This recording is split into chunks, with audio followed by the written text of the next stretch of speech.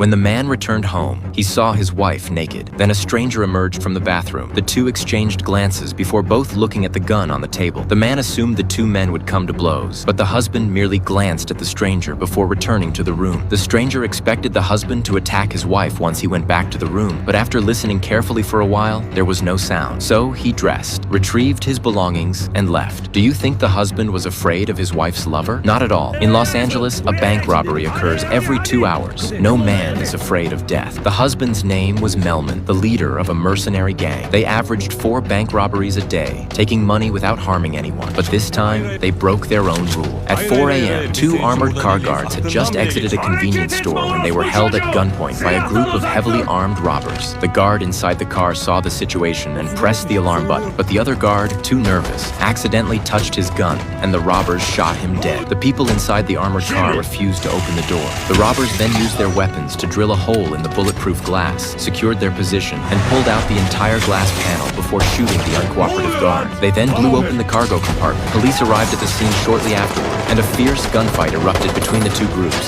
Since the robbers were former mercenaries with extensive combat experience, they also had heavy weapons, forcing the police to retreat repeatedly. With casualties on both sides, the robbers threw several smoke grenades and fled in the stolen armored car. During their escape, guided by a hacker within their gang, they easily evaded the citywide police pursuit and returned to their hideout. Upon arriving, they immediately succeeded in removing the tracking device from the armored car. When the leader opened the armored car, it was empty. So, what was the point of stealing an empty armored car?